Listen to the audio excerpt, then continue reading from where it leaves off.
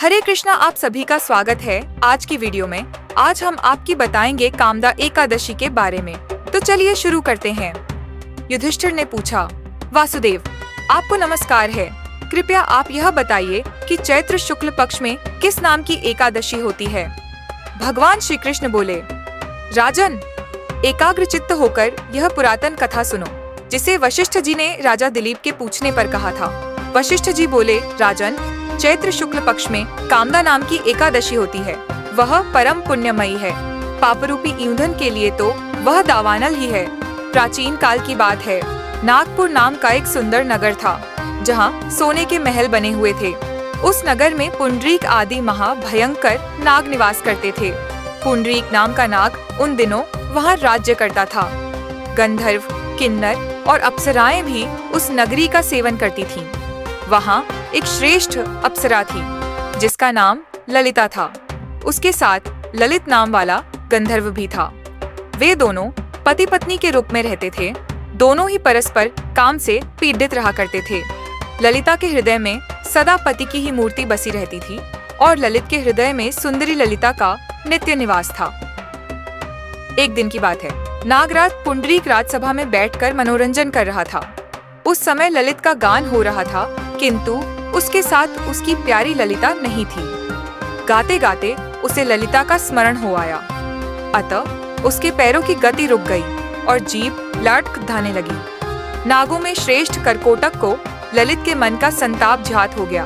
अतः उसने राजा पुंडरीक को पैरों की गति रुकने और गान में त्रुटि होने की बात बता दी। करकोटक की बात सुनकर नागराज पुंडरीक की आंखें क्रोध से लाल हो गईं। उसने गाते हुए कामातुर ललित को शाप दिया, दुर्बुद्धे, तू मेरे सामने गान करते समय भी पत्नी के वशीभूत हो गया, इसलिए राक्षस हो जा। महाराज पुंडरीक के इतना कहते ही वह गंधर्व राक्षस हो गया। भयंकर मुख, विकराल आंखें और देखने मात्र से भय उपजाने वाला रूप, ऐसा राक्षस होकर वह कर्म का फल भोगने लगा। ललिता अपने पति की विकराल आकृति देख मन ही मन बहुत चिंतित हुई। भारी दुख से वह कष्ट पाने लगी। सोचने लगी, क्या करूं, कहाँ जाऊं? मेरे पति पाप से कष्ट पा रहे हैं। वह रोती हुई घने जंगलों में पति के पीछे पीछे घूमने लगी। वन में उसे एक सुंदर आश्रम दिखाई दिया, जहाँ एक मुनि शांत बैठे हुए थे। किसी भी प्राणी के साथ उनका वैर विरोध नहीं था। ललिता शीघ्रता के साथ वहाँ गई और मुनि को प्रणाम करके उनके सामने खद्दी हुई। मुनि बद्धे दयालु थे। उस खिन्नी को देखकर वे इस प्रकार बोले, शुभे, तुम कौन हो? कहाँ से यहाँ आई हो? मेरे सामने सच सच बताओ। ललिता ने कहा, महामुने, वीरधनवा नाम वाले एक गंधर्व हैं। मैं उन्हीं महात्मा की पुत्री हूँ। मेरा नाम ललिता है। मेरे स्वामी अपने पाप दोष के कारण राक्षस हो गए हैं। उनकी यह अवस्था देखकर मुझे चैन नहीं है। ब्राह्मण, इस समय मेरा जो कर्तव्य हो वह बताइए। विप्रवर, जिस पुण्य के द्वारा मेरे पति राक्षस भाव से छुटकारा पा जाए, उसका उपदेश कीजिए। आर्षि बोले, भद्रे, इस समय चैत्र मास के शुक्ल पक्ष की कामदा नामक एकादशी तिथि है, जो सब पापों को हरने वाली और उत्तम है। तुम उसी का विधि पूर्वक व्रत करो और इस व्रत का जो पुण्य हो उसे अपने स्वामी को दे डालो। पुण्य देने पर क्षण भर में ही उसके शाप का दोष दूर हो जाएगा। राजन, मुनि का यह वचन सुनकर ललिता को बद्दा हर्ष हुआ।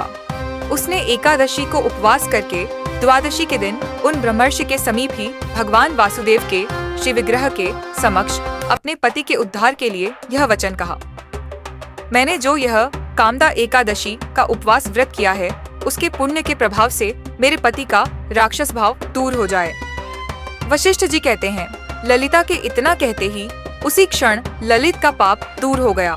उसने दिव्य देह धारण कर लिया, राक्षस भाव चला गया और पुण्य गंधर्वत्व की प्राप्ति हुई।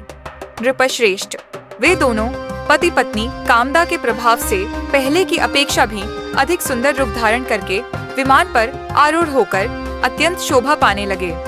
यह जानकर इस एकादशी के व्रत का यत्नपूर्वक पालन करना चाहिए। मैंने लोगों के हित के लिए तुम्हारे सामने इस व्रत का वर्णन किया है। कामदा एकादशी ब्रह्महत्या आदि पापों तथा पिशाचत्व आदि दोषों का नाश करने वाली है। राजन, इसके पढ़ने और सुनने से वाजपेय यज्ञ का फल मिलता है। आई होप आप सबको यह कथा अच्छी तरह से समझ में आई हो। मिलते हैं दोबारा जल्दी, तब तक के लिए हरे कृष्णा। जगत गुरु श्रीला प्रभुपाद की जय।